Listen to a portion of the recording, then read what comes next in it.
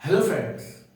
आज हम लोग इस क्लास में विलियम वर्ड्सवर्थ के बहुत इंपॉर्टेंट वर्क, उनका ऑटोबायोग्राफिकल वर्क जो है द प्रेल्यूड के बारे में काफ़ी विस्तार से चर्चा करेंगे। और उसकी जो बुक है, हर बुक के बारे में हम चर्चा करेंगे और ये भी देखेंगे कि हर बुक में कौन से बुक में क्या चीज़ बताया गया है। अगर आप एक क्लास देख लेते हैं तो ये क्लास आपके लिए बहुत इंपॉर्टेंट होने वाली है।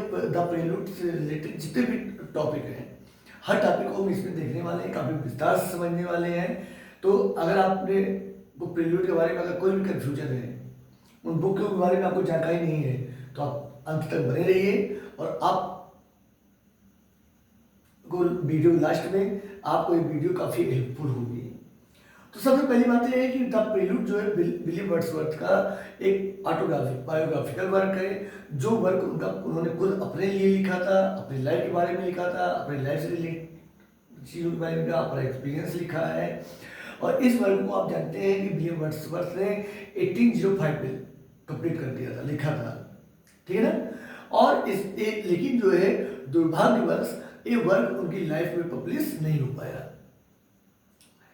ये वर्क पब्लिश कब होता है? जब विलियम वर्ड्सवर्थ की 23 अप्रैल 1850 में इनकी मृत्यु होती है।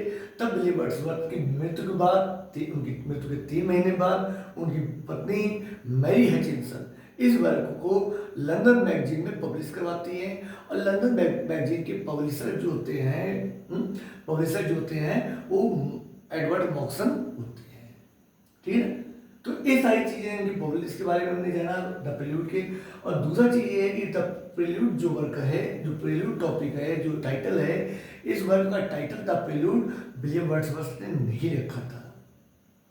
उन्होंने एक पोएम जो है एसटी कॉलेज, जो कि 1805 के समय में उनके बेस्ट दोस्त हुआ करते थे, जिनसे उनकी दोस्ती जो है 1795 के टाइमलाइन में हुई थी और 1795 की टाइमलाइन में हुई थी। और उनकी दोस्ती जो है एसटी कॉलेज से उनकी दोस्ती 1810 तक चलती है। और दोस्ती उनकी इतनी खास हो जाती है कि 1795 के बाद इतनी खास दोस्ती हो जाती है कि 1797 के टाइम में तो वो विलियम वर्ड्सवर्थ एसटी कॉलेज के साथ रहने के लिए, जब वो नेदर स्टोवे में रहते थे, किसी में रहते थे, एसटी कॉलेज नेदर स्टोवे में रहते थे, तब वो जो है एक जाकर एक ग्लॉक्स्टन में चले जाते हैं। ग्लॉक्स्टन में उनके घर के पास में ग्लॉक्स्टन जगह पर जाकर एक घर वहाँ पर रहने लगते और काफ़ी अच्छी दोस्ती होती है इनकी लोगों की। तो और जो है दोस्ती का तो आप अंदाजा इससे लगा सकते हैं कि इन्हीं दोनों की वजह से रिलिकर बैलेट्स पब्लिश होता है। दो लोग मिलकर पब्लिश करवाते हैं रिलिकर बैलेट्स। और रिलिकर बैलेट्स कितना इंपॉर्टेंट वर्क है इसके बारे में तो आप जान ही सकते हैं, सब जानते ही हैं। तो जो विलियम वर्ड्सवर्थ ने जो टाइटल रखा था वो टाइटल था द पोएम टू कॉलेज। उन्होंने एक पोएम जो लिखी थी, जो अपना ऑटोबायोग्राफिकल वर्क लिखा था, अपनी हाल लिखी थी, अपने जीवन का जो हाल लिखी थी, अपना जो एक्सपीरियंस लिखा था, उस एक्सपीरियंस को उन्होंने डेडिकेट किसको किया? उन्होंने एक पोएम जो है द पोएम टू कॉलेज लिखा उस वर्क को, ठीक है ना। और इसी से रिलेटेड जो है उन्होंने फिर इनका 1805 में वर्क कंप्लीट होता है। तो इसके जवाब में भाई आपने हमको लेटर लिखा तो हम भी तो आपके लिए लिखेंगे। तो एसटी कॉलेज ने इनके लिए 1807 में वर्क लिखते हैं to William Wordsworth, to the Wordsworth, एक वर्क लिखते हैं। तो मतलब ये वर्क पहले इन्होंने कॉलेज ही लिखा है, कॉलेज इनके लिए लिखते हैं। लेकिन इनकी जो बहन होती है डोरोथी वर्ड्सवर्थ, जो कि इनसे केवल 1 साल की छोटी है, केवल जो है इनका जन्म 7 अप्रैल 1770 में होता है। लेकिन इनकी जो बहन है, जो सिस्टर है इनकी, उनका जन्म जो है 1771 में होता है। और उनकी मृत्यु जो होती है 1855 में होती है, जबकि विलियम वर्ड्सवर्थ की मृत्यु जो है 23 अप्रैल 1850 में हो जाती है। कहाँ पर होती है? राइडर वेस्टमॉरलैंड में होती है, राइडर वेस्टमॉरलैंड में होती है। और मरने के बाद इनको जो है सेंट ओसवाल्ड चर्च में जो है गैसमोर में इनको दफना दिया जाता है। तो इनकी पत्नी, इनकी जो सिस्टर होती है, उन्होंने इस वर्क को नाम दिया ग्रोथ ऑफ पोएट्स माइंड। उन्होंने इसको वर्क को नाम दिया कि इसमें कैसे पोएट्स का माइंड जो है कैसे डेवलप होता है, उसके बारे में एक टाइटल देते हैं। उसके बाद अगर जब इनकी मृत्यु हो जाती है, लेकिन जब लास्ट में पब्लिश करने का नंबर आता है, मृत्यु के बाद पब्लिश करने का नंबर आता है, तो इनकी जो वाइफ होती है, जिनसे इनके मैरी हचिंसन, जिनसे इनका विवाह जो है 1802 में होता है, लेकिन इनसे पहली मुलाकात जो होती है जब ये पेनरिथ में पढ़ते रहते हैं, जहाँ इनकी टीचर जो है एन ब्रिकेट होती हैं, और वहाँ पर क्या है कि रिच फैमिली के लोग पढ़ते थे, क्योंकि विलियम वर्ड्सवर्थ के जो शुरुआती जीवन था वो बहुत धनिक जीवन था। क्यों? क्योंकि ये क्या थे, इनके पिता जो जॉन वर्ड्सवर्थ थे, वो जो है अर्ल ऑफ लैंसडोर के यहाँ जो है लीगल एडवाइजर हुआ करते थे, और मतलब इस तरह जो है लीगल एडवाइजर होने की वजह से उनका सोसाइटी में काफ़ी प्रभाव था, काफ़ी अच्छे लोगों में गिने जाते थे। तो इन्होंने इनका नाम जो है कहाँ लिखाया, पेनरिथ में। इनको शुरू में जो है पेनरिथ में भेजते हैं, वहाँ पर जो है एडवोकेट पढ़ाती हैं इनको लोग, ठीक है ना। तो वहीं पर जो है हचिंसन फैमिली के बच्चे भी पढ़ते थे। तो इनकी मतलब शुरुआती जो है इनकी मुलाकात वहीं पर होती है, लेकिन जब इनके पिता एक्सपायर हो जाते हैं, वो ऑक्सफोर्ड में चले जाते हैं पढ़ने के लिए, लेकिन फिर दोबारा इनसे मुलाकात जो होती है वो 1802 में होती है, और फिर उनसे इनकी वहाँ पर विवाह करते हैं, ठीक है। तो इनकी जो वाइफ थी, उन्होंने द प्रिल्यूड वर्क जो है, इस वर्क को द प्रिल्यूड नाम दिया, और इनकी पत्नी ने ही इस वर्क को पब्लिश करवाया था, ठीक है। तो एक बहुत इंपॉर्टेंट, हमने इसके बारे में काफ़ी इंपॉर्टेंट टॉपिक पढ़े, और इस प्रिल्यूड वर्क में के 14 पार्ट्स होते हैं। कितने पार्ट्स होते हैं? 14 पार्ट्स होते हैं, और हर पार्ट्स का अपना एक टॉपिक होता है, और हर पार्ट्स में उन्होंने अपने जीवन की पार्ट के बारे में काफ़ी विस्तार से चर्चा की, अपने जीवन के बारे में उन्होंने बताया है, ठीक है ना। और एक वर्क जो है ब्लैंक वर्ड्स में लिखा गया है, ठीक है ना।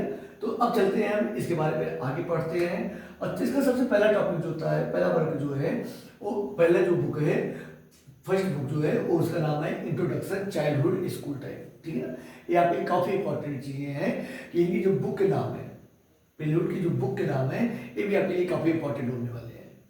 और इस बुक में आपसे ये भी पूछा जा सकता है कभी कि कौन सी बुक में है ये टॉपिक, कौन सी बुक में है, या मतलब कोई जो आपको स्टोरी बताने जा रहे हैं उसके मतलब इन्होंने किस चीज़ के बारे में इसमें बताया है, इसके बारे में बता, ठीक है। तो इस जो इंट्रोडक्शन चाइल्डहुड स्कूल टाइम है, इसमें उन्होंने अपने बचपन की स्कूल एक्सपीरियंस बताया है। जो बचपन में इनका एक्सपीरियंस था, जब ये लेक डिस्ट्रिक्ट में रहा करते थे, कोम्बरलैंड, ठीक है ना, वहाँ पर जब ये रह रहे थे, तो क्योंकि लेक डिस्ट्रिक्ट जो है एक बहुत इंग्लैंड की बहुत नेचुरल ब्यूटी की वजह से बहुत फेमस जगह, बहुत अच्छी जगह है। और जब इनका जन्म वहाँ पर होता है तो ये देखते हैं भाई, जब इनको बचपन की याद आती है कि हमारे बचपन कितना अच्छा था, कितना बढ़िया वहाँ पर, ठीक है ना, मैदान थे, बढ़िया घास के मैदान थे, ऐसी नेचुरल ब्यूटी के बारे में, तो ये उसके बारे में अपने एक्सपीरियंस के बारे में चर्चा करते हैं, ठीक है। और दूसरी चीज़ क्या है, दूसरा इसमें एक इम्पॉर्टेंट बात यह है कि इन्होंने बचपन में कोई नाव वगैरह, जो बचपन में इन्होंने कोई नाव वगैरह चुरा ली थी, उस नाव की चोरी का जिक्र भी यहाँ पर करते हैं। नाव की चोरी का भी जिक्र यहाँ पर करते हैं कि कैसे इन्होंने नाव चुराई थी, क्या उसका एक्सपीरियंस था, इसके बारे में भी यहाँ पर जिक्र करते हैं। अगला जो इसमें का जो अगला टॉपिक इनका है, इसमें इन्होंने जो फर्स्ट बुक है, इसमें उन्होंने अपनी एक आइस स्केटिंग के बारे में बताया है। इन्होंने बचपन में अपनी आइस स्केटिंग वगैरह की थी, उसके एक्सपीरियंस के बारे में बताते हैं। अगला इसमें जो ये बताते हैं कि नेचर के साथ कैसे करीबी से रहते हैं, इस नेचर के साथ कैसे करीबी से थे, नेचर के उन्होंने कैसे करीब से देखा, नेचर के इनके जीवन पर क्या प्रभाव पड़ा, बचपन में नेचर के साथ रहने से क्या प्रभाव पड़ा, इन सारे टॉपिक के बारे में इन्होंने इस फर्स्ट बुक में बताया है। ये सारी बातें इन्होंने अपने जीवन की ice skating, stealing of boat, इन सारी चीज़ों के बारे में, और नेचर का अपने ऊपर प्रभाव बताते हैं, इन सारी टॉपिक के बारे में इस फर्स्ट बुक में चर्चा करते हैं। दूसरा आ रहा है स्कूल टाइम। दूसरा वर्क आता है इनका स्कूल टाइम आता है, जिसमें इन्होंने क्या करते हैं कि जब अपने डे में स्कूल और पेनरिथ में जाते हैं, पेनरिथ में पढ़ते हैं, तो और पेनरिथ में पढ़ते हैं, और क्या कहते हैं हॉक्सफोर्ड ग्रामर स्कूल में पढ़ते हैं, तो उस समय की स्कूल लाइफ के बारे में इसमें इन्होंने स्कूल टाइम में चर्चा करते हैं, ठीक है ना। जो इनकी पढ़ाई लिखाई थी हॉक्सफोर्ड ग्रामर स्कूल तक, उन स्कूलों के बारे में उन्होंने यहाँ पर चर्चा की है, ठीक है ना। एक दूसरी बुक में करते हैं, सेकंड बुक में।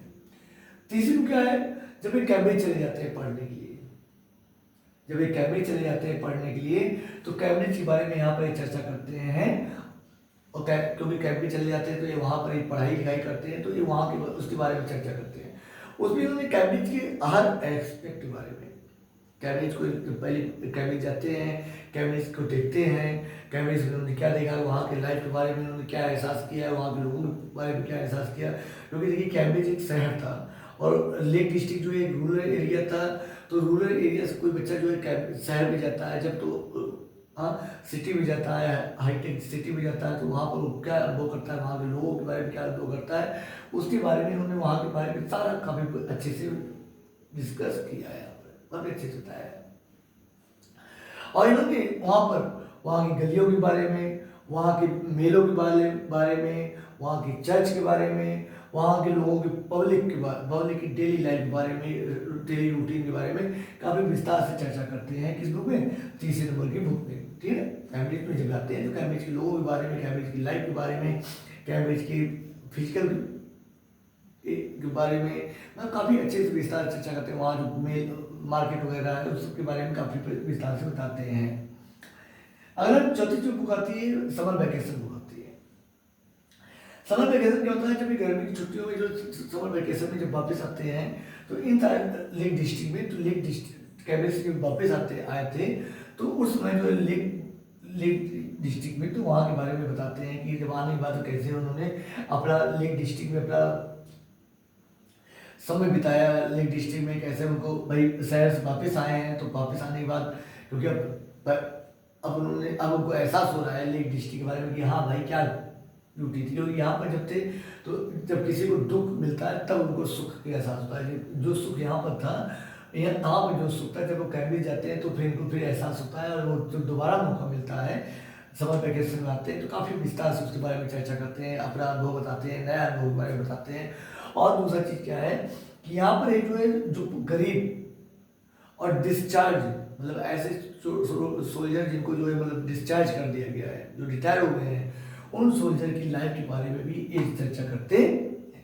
उन सोल्जर की लाइफ के बारे में बताते हैं कि बेचारे मतलब जब वो ड्यूटी से डिस्चार्ज हो जाते हैं और अपने एक तनहाली में वो जीवन बिताते रहते हैं वो सोल्जर, तो उन सोल्जर की लाइफ के बारे में भी ये चर्चा करते हैं। ये सारी चीज़ें आपके लिए इंपॉर्टेंट है, कभी भी आपसे पूछा जा सकता है, एग्जाम वगैरह में ऐसे पूछा जा सकता है कि किस बुक में कब जो है उन्होंने सोल्जर की लाइफ के बारे में चर्चा की है, पूर्ण से डिस्चार्ज लाइफ सोल्जर वगैरह की लाइफ के बारे में चर्चा की, तो एक चीज़ आपके लिए इंपॉर्टेंट है। नंबर 5 आ रहा है बुक्स। पांचवी जो बुक आती है बुक, उसका नाम उन्होंने लिखा है बुक्स। इसमें उन्होंने क्या किया है कि इसमें उन्होंने सबसे पहली चीज तो है कि एक बुक है जो इस बुक जो है, एक बुक जो है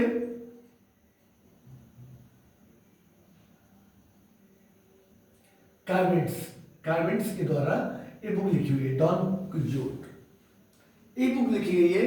तो इन्होंने इस बुक के बारे में भी चर्चा की है कि यहाँ कैसे यहाँ पर जो है इसको पढ़ा, इसके बारे में चर्चा की है। और इन्होंने जो स्पेनिश पोएम वगैरह है, जो फ्रेंच पोएम वगैरह, मतलब जो भी पोएम है, उन सारी पोएम के बारे में इन्होंने चर्चा की है। इन्होंने यहाँ पर जो है अरेबियन कैमल बुक के बारे में चर्चा की है। यहाँ पर इन्होंने जो है इन्होंने ये भी बताया है कि बुक की अपेक्षा जो है ज्ञान जो मिलता है वो नेचर को पढ़ने से मिलता है, नेचर के साथ रहने पर असली ज्ञान मिलता है। और इन्होंने बताया है कि ऐसी एजुकेशन के बारे में बताया है जो नेचर बेस्ड एजुकेशन है। नेचर बेस्ड एजुकेशन के बारे में इन्होंने काफ़ी यहाँ पर बताया, यहाँ पर जिक्र किया है इसके बारे में। यहाँ पर इन्होंने कॉलेज के बारे में जिक्र किया है, कॉलेज वगैरह के बारे में जिक्र किया है कि उनकी किताबों में। यहाँ इस बुक को पढ़ने के बाद जो है, इस बुक को पढ़ने के बाद अरब की जो कैमल वगैरह हैं, ठीक है ना, उनके बारे में इन्होंने इस बुक के पढ़ने के बाद यहाँ पर इसमें जिक्र किया है, ठीक है। मतलब इसमें जो इस बुक में जो इन्होंने बुक पढ़ी है, जो आज तक इन्होंने बुक पढ़ी थी, जिसमें सबसे इम्पोर्टेंट बुक की स्पेशल इसकी है। इस बुक के बारे में एक और भी जो बुक हैं इनके बारे में पढ़ते हैं और इनके बारे में एक्सपीरियंस बताते हैं, और एक भी बताते हैं कि बुक से ज़्यादा इंपॉर्टेंट जो है नेचर है। ऐसे एजुकेशन, ऐसे नॉलेज पे ज़्यादा फोकस करते हैं, जो फोकस जो है नेचर बेस्ड हो, मतलब ये बुक बेस्ड नॉलेज पर कम फोकस करते हैं, लर्निंग पर कम फोकस करते हैं, जबकि नेचर बेस्ड के बारे में ज़्यादा करते हैं। अगला जो नंबर 6 आ रही है, ये बुक इनकी आती है कैम्ब्रिज एंड द एल्प्स। देखिए जब आप जानते हैं कि 70-90 की टाइमलाइन में इन्होंने जो है 70-90 की टाइमलाइन में इन्होंने जो है कैम्ब्रिज और आल्प्स वगैरह यूरोप के वॉकिंग टूर पर गए थे। तो यहाँ पर इन्होंने उसके बारे में इन्होंने जिक्र किया है कि आल्प्स वगैरह के बारे में। तो इन्होंने यूरोपियन इटली गए, स्विट्जरलैंड जाते हैं, और स्विट्जरलैंड जाते हैं, फ्रांस देखते हैं। फ्रांस में उसमें रिवोल्यूशन क्रांति का दौर था, हाँ, असंतुष्टि का दौर था, वहाँ पर माहौल बहुत गड़बड़ हो गया था वहाँ पर। तो इन सारी चीज़ों के बारे में बताते हैं। कैम्ब्रिज आल्प्स वगैरह जो वहाँ पर पहाड़ियों की वादियों में इन्होंने जो देखा उसके बारे में मतलब काफ़ी अच्छे से चर्चा करते हैं, इन चीज़ों के बारे में चर्चा करते हैं। अगला जो बुक आते हैं, जिस 7 नंबर की जो बुक आती है, इस बुक में लंदन के बारे में लिखते हैं। इस बारे में लिखते हैं जब ये वहाँ से वापस आते हैं, बताया ना कि वहाँ से जब वापस आते हैं आल्प्स पर, कैम्ब्रिज वगैरह से होकर, कैम्ब्रिज से जब आल्प्स वगैरह होकर, इटली वगैरह से होकर, स्विट्जरलैंड वगैरह से होकर जब ये वापस आते हैं लंदन में कुछ समय के लिए रहते हैं, तो उस समय की लाइफ के बारे में, लंदन की लाइफ के बारे में यहाँ पर डिस्कस करते हैं और उसके बारे में बताते हैं। 1 नंबर की जो बुक आती है उस बुक का नाम होता है, काफ़ी अच्छा नाम है, rest of spirit, love of nature leading to love of man. मतलब लव ऑफ नेचर का टॉपिक से आप समझ सकते हैं कि इन्होंने नेचर के लव को कहा है कि नेचर का लव ये जो है इंसान, नेचर का लव, जो व्यक्ति प्रकृति से प्रेम करता है वही व्यक्ति इंसान से प्रेम कर सकता है। जिसको नेचर से प्रेम नहीं है, जिसको प्रकृति से प्रेम नहीं है, वो व्यक्ति नेचर इंसान से भी प्रेम नहीं कर सकता है। ठीक है ना। 1 नंबर की बुक इसमें इन्होंने क्या किया है, इन्होंने रूरल लाइफ के बारे में, ग्रामीण लाइफ के बारे में, ग्रामीण जीवन, रूरल लाइफ के बारे में इन्होंने काफ़ी विस्तार से चर्चा की है यहाँ पर। और जो है नेचर के लव के बारे में, मैनकाइंड के लव के बारे में इन्होंने यहाँ पर चर्चा की है। ठीक है ना। तो इन्होंने अपना इन्होंने नजरिया बताया है कि नेचर से लव के बारे में, कि नेचर कैसे होता है, नेचर को कैसे एहसास किया जाता है, ठीक है ना, नेचर कैसे एक इंसान के जीवन को प्रभावित करती है, इस सारी चीज़ों के बारे में इन्होंने बताते हैं। और कैसे बताते हैं कि प्रकृति प्रेमी ही सच्चा मानवता प्रेमी हो सकता है। जो प्रकृति को प्रेम करता है वही व्यक्ति जो है इंसान को प्रेम कर सकता है। इसके बारे में इन्होंने यहाँ पर 1 नंबर की बुक बताते हैं। अब चलते हैं सबसे इनके, क्योंकि इनके जीवन का सबसे इम्पोर्टेंट पार्ट जो है फ्रांस की लाइफ है, क्योंकि आप जानते हैं कि रिलीजियस वैलेट्स पर भी जो है इनके फ्रांस का प्रभाव पड़ा है। और फ्रांस का प्रभाव इसलिए भी पड़ा है क्योंकि फ्रांस में इनकी जो जीवन की सबसे पहली जो इनकी बिलप थी एनिटी बेलोन, ये उनके साथ रहते हैं। मजबूरी में वहाँ से इनको वापस आना पड़ता है। कोई व्यक्ति छोड़कर तो आता नहीं अपने आप खुशी से, लेकिन जब फ्रांस और इंग्लैंड के संबंध गड़बड़ हो जाते हैं तो इनको मजबूरी बस आना पड़ता है। ठीक है ना, लंदन इंग्लैंड वापस आना पड़ता है। तो ये उसके बारे में इन्होंने 3 बुक लिखी है। जो 9 नंबर की बुक है इसका नाम है रेजिडेंस इन फ्रांस। जो 10 नंबर की बुक आती है उसमें कंटिन्यूड उसी बुक के बारे में आगे चर्चा करते हैं। और 11 नंबर की बुक जो है उसी बुक के बारे में ये आगे जो है कंक्लूड करते हैं। तो मतलब काफ़ी लंबी, मतलब फ्रांस के बारे में लिखते हैं। तो चलते हैं इसके बारे में समझते हैं कि 9 नंबर, 10 नंबर और 11 नंबर की बुक में इन्होंने क्या लिखा है।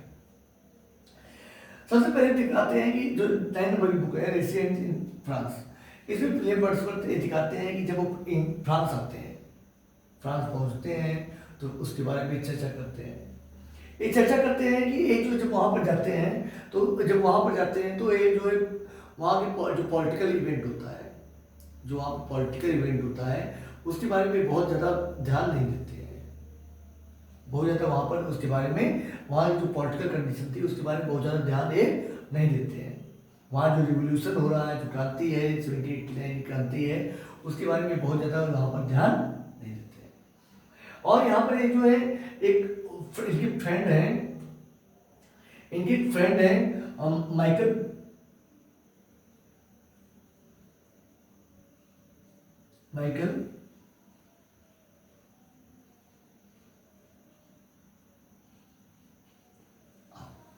एक फ्रेंड, इनके एक ऑफिसर थे, इनके फ्रेंड थे विलियम वर्ड्सवर्थ के फ्रांस में, माइकल ब्यूपिल। ये जो है वहाँ जब वहाँ पर हिंसा होती है, वायलेंस होता है, उस वायलेंस में इनकी मृत्यु हो जाती है। तो इनकी मृत्यु के बारे में भी इस बुक में एक चर्चा करते। 10 नंबर की जो बुक आती है इसमें क्या करते हैं, इसमें जो है वहाँ के लोगों की जो स्ट्रगल है, इसमें जो स्ट्रगल है वहाँ के लोगों का जो इंटरनल स्ट्रगल है उसका कारण करते हैं। क्या उनके मन में असंतुष्टि है, लोगों के मन में असंतुष्टि क्या है, क्यों वो रिवोल्यूशन में शामिल हुए हैं, रिवोल्यूशन क्यों कर रहे हैं, हाँ, इसके बारे में वो चर्चा करते हैं यहाँ पर। अगला इसमें कहते हैं वापस इंग्लैंड आते हैं, इंग्लैंड के बारे में चर्चा करते हैं कि इंग्लैंड जब वापस आते हैं इसके बारे में चर्चा करते हैं। ये भी बताते हैं कि फ्रांस वहाँ से आने के बाद उस समय क्या था कि फ्रांस इंग्लैंड जो है फ्रांस का ऑफिशियली जो है पॉलिटिकल रूप से इनमी हो गया है, दुश्मन हो गया है, ठीक है ना। और ठीक है ना, ये दुश्मन हो गया। और इसमें सबसे इम्पोर्टेंट जो है, इम्पोर्टेंट जो इनका है एक चीज़ है to be young, to be young. ये जो पॉइंट है, ये जो है इस चीज़ आपके लिए काफ़ी इंपॉर्टेंट है कि टू बी यंग। इस चीज़ के बारे में उन्होंने जो एक जो कोट्स है, एक कोट्स उन्होंने कहाँ दिया, तो एक कोट्स यहीं पर देते हैं 10 नंबर की बुक में, टू बी यंग कोट्स देते हैं। एक इंपॉर्टेंट आपके लिए, इसको आप जरूर नोट करिएगा, ठीक है। इनका इंपॉर्टेंट कमेंट है टू बी यंग, और एक कमेंट जो है फ्रेंच रिवोल्यूशन के बारे में देते हैं, ठीक है। अब इसमें बता देते हैं आपकी रिवोल्यूशन के बारे में बताते हैं, लोगों का बताते हैं, लोगों की एक्सप्रेशन के बारे में बताते हैं, क्यों उसमें शामिल हो रहे हैं, ये भी बताते हैं कि इंग्लैंड जो है ऑफिशियल रूप से फ्रांस का एनिमी हो गया है। और इसमें जो है सबसे इम्पोर्टेंट कमेंट है टू बी यंग, एक कमेंट जो कि फ्रेंच रिवोल्यूशन के बारे में होता है। एक चीज़ 11 नंबर की जो बुक आती है इसमें पोएम जो है, जो कि देखिए भाई क्या होता है कि अब वहाँ पर आप खूब अच्छे से जानते हैं कि वहाँ पर एनिटी वैलोन है, जिनसे मजबूरी बस उनकी एक लड़की थी कैरोलिन, जिसको छोड़कर इंग्लैंड आते हैं। अब कोई व्यक्ति जो है, और क्यों आते हैं, किस मजबूरी में आते हैं, तो आप एहसास कर सकते हैं क्योंकि जब देशों में लड़ाई चल रही है तो मजबूरी बस उसको आना पड़ेगा। जैसे इंडिया पाकिस्तान है, अभी हम आप पाकिस्तान जाए, वहाँ पाकिस्तान में कोई विलम्ब हो हमारी और वहाँ पर हम रहने लगे, वो उससे हमारा कोई बच्चा हो, कोई बच्चे पैदा होने वाला हो, या हाँ, और उसके बाद क्या हो कि इंडिया पाकिस्तान में लड़ाई हो जाए और क्या वापस आना पड़े। जब वहाँ वापस आना पड़े तो आप ये जान लीजिए कि क्या मन में बीतेगी, कैसा आप एक्सप्रेस करेंगे, कैसा आपकी इमोशनल कंडीशन क्या होगी, कैसे आप मेंटल कंडीशन आपकी क्या होगी। तो वही कंडीशन विलियम वर्ड्सवर्थ के साथ होती है कि जब ये वापस आते हैं, इंग्लैंड आते हैं, मजबूरी बस वापस आते हैं, तो इनकी अपने जो उसको आने के बाद जो इनका इमोशनल और जो मेंटल स्ट्रगल होता है उसके बारे में यहाँ पर ये चर्चा करते हैं। और इसके बाद कहते हैं कि इसके बाद ये बताते हैं कि अब इनकी लाइफ जो है एक नए सिरे से चालू होना है, लाइफ एकदम गड़बड़ हो गई है, तो इसके बारे में भी चर्चा करते हैं यहाँ पर कि मतलब कैसे इन्होंने अपना लाइफ जो है एक पोएट्स के रूप में, क्योंकि आप जानते हैं 1792 के टाइम पीरियड में जब ये वापस आ जाते हैं तो 1793 में एक डिस्क्रिप्टिव स्केच लिखते हैं, पहला वर्क इनका होता है, तो मतलब इस तरह करियर पोएट के रूप में चालू करते हैं। तो इसके बारे में यहाँ पर चर्चा करते हैं। और यहाँ पर जो है इनका अगला पॉइंट जो है important point, spots of time, spots of time एक भी जो है का एक कोर्स है। और इसके बारे एक सब इंपॉर्टेंट चीजें हैं, ये आपसे पूछी जा सकती है। स्पोर्ट्स ऑफ टाइम जो है किसने दिया था, कहाँ पर दिया था, किस बुक में दिया गया है, ये सारी चीजें, और कब दिया गया था, मतलब किस एक्सप्रेशन में दिया गया है। तो अगर आप ये स्टोरी जैसे स्टोरी बताते जा रहे हैं, अगर इसको आप पूरी स्टोरी टाइप में आप समझेंगे तभी आपको समझ में आएगा। ठीक है ना, कैसे लाइफ बचपन से अपना लाइफ पूरा बताते चले जा रहे हैं यहाँ पर, ठीक है ना, इसलिए इसे कहा जाता है ऑटोबायोग्राफी। 11 उसके 12 और 13 नंबर की बुक, जो 12 और 13 नंबर की बुक है, इसमें क्या करते हैं, इसमें देख रहे हैं ना आप, इकट्ठा ही है imagination and taste how impaired and restored ये बुक। और इसके बारे में आगे चलते हैं और यहाँ पर कंक्लूड करते हैं इसके बारे में।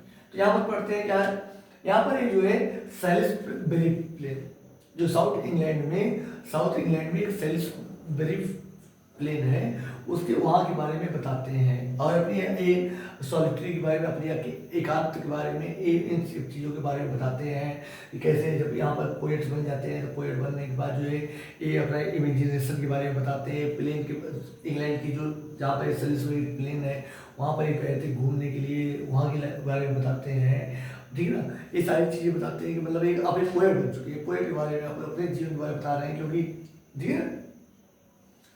अगला लास्ट जो वर्क आता है इनका, जो 14 नंबर की पोएम है, एक कंक्लूजन। इसमें इन्होंने जो है इस पूरे के बारे में जो है कंक्लूज करता है यहाँ पर इसका, ठीक है। तो इसमें क्या करते हैं, इसमें नेचर को बताते हैं, नेचर को बताते हैं कि नेचर क्या होता है, इंसान के जीवन का, एक पोएट के जीवन का, एक मैन के जीवन का, एक ह्यूमन बीइंग के जीवन का एक नेचर जो होती है, एक सुप्रीम टीचर होती है। मतलब कोई भी व्यक्ति, कोई भी चीज़ होती है इतने अच्छे से नहीं पढ़ा सकती, जितना ज्ञान हमको नेचर दे सकती है उतना ज्ञान हमको कोई भी चीज़ें नहीं दे सकती, ना कोई दुनिया की कोई बुक भी हमको वो नेचर के बराबर ज्ञान नहीं दे सकती, ये इनका कहना होता है। और इसके बाद जो है एक अपना बताते हैं, इसमें इसके बाद ये बताते हैं माउंट स्नोडाउन, ये वेल्स में जो है 1791 के टाइम पीरियड में जो है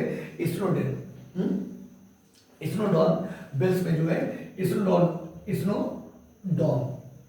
वेल्स में जो है स्नोडॉन पर जो है माउंट स्नोडॉन एक है, जैसे अपने यहाँ कंचनजंगा है, नंदा देवी है, तो वैसे इंग्लैंड में जो है वेल्स साइड में एक स्नोडॉन, माउंट स्नोडॉन है, ठीक है ना। वहाँ पर एक क्लाइंबिंग करते हैं, वहाँ पर चढ़ाई की थी इन्होंने, ठीक है ना। तो चढ़ाई की थी उसके बारे में बताते हैं। और दूसरा चीज 1791 के टाइम पीरियड में, और जो है ये अपने जीवन की सच्चाई और जो मतलब इन सारी चीज़ों के बारे में बताते हैं, ठीक है ना। तो इस तरह जो है 14 बुक के बारे में हमने 14 बुक का नाम एक बार फिर से देख लेते हैं। फर्स्ट बुक इंट्रोडक्शन टाइम है, child school time. Second book school time continued, उसी बुक चाइल्डहुड के बारे में बताते हैं। तीसरा है कैम्ब्रिज में जब थे तो कैम्ब्रिज के बारे में बताते हैं। फिर चौथा जब कैम्ब्रिज से छुट्टी पर आते हैं समर टाइम में, उसके बारे में बताते हैं। पांचवा जो है इन्होंने जो बुकें पढ़ी थी उन बुकों के बारे में अपना एक्सपीरियंस बताते हैं। और कैम्ब्रिज एंड आल्प्स के बारे में बताते हैं। 7 नंबर में लंदन की लाइफ के बारे में बताते हैं। 8 नंबर में जो नेचर के महत्व के बारे में बताते हैं कि इंसान के जीवन में नेचर का कितना क्या महत्व होता है। 9, 10 और 11 नंबर की बुक में इफ इंग्लैंड फ्रांस में रहने के बारे में, फ्रांस से वापस इंग्लैंड आने के बारे में, और उसमें जो क्या एक्सपीरियंस होता है इनका, ठीक है ना, उसके बारे में बताते हैं। अपने मेंटल और इमोशनल स्ट्रगल के बारे में बताते हैं। 12 नंबर की बुक में जो है इफेक्ट नेचर के बारे में बताते हैं, अपनी लाइफ के बारे में बताते हैं, कैसे पोएट्स के बारे में चेंज होते हैं, हाँ, कैसे अपना करियर शुरू करते हैं, इनके सब के बारे में बताते हैं, कैसे इनके पोएम बनाने की, इनके सोचने का तरीका क्या होता है, ठीक ना, ये सारी चीज़ें बताते जाते हैं। इसमें कंक्लूजन में जो जैसे आपने क्या होता है जब पूरा हो जाता है तो कुछ अगर छूट गया है तो उसके बारे में फिर आपने बताया लेता है। तो ये 1791 के बारे में फिर से चले जाते हैं कि माउंट स्नोडाउन में मैंने जो है वहाँ पर जो चढ़ाई वगैरह की थी उसके बारे में बताते हैं, नेचर के बारे में बताते हैं, फिर से अपना मतलब कंक्लूज करते हैं क्या सोचते हैं लाइफ के बारे में, ठीक है ना। तो मतलब ये एक ऑटोबायोग्राफिकल वर्क था जिसके बारे में उन्होंने काफ़ी विस्तार से चर्चा की है। उम्मीद है कि द प्रीलूड वर्क के बारे में एक क्लास आपके लिए काफ़ी हेल्पफुल हुई होगी, ठीक है ना, और काफ़ी ज्ञान आपको इस बुक से मिला होगा, इस भी क्लास से आपको काफ़ी ज्ञान मिला होगा। तो मिलते हैं हम नेक्स्ट क्लास में एक नए टॉपिक के साथ। और आपको ये क्लास कैसी लगी लाइक, शेयर और कमेंट करके जरूर बताइए हमको, ठीक है ना। और अगर चैनल को आपने सब्सक्राइब नहीं किया, अगर आप नए हैं तो प्लीज़ चैनल को सब्सक्राइब जरूर करिए, ठीक है। तो मिलते हैं अगली क्लास में एक नए टॉपिक के साथ।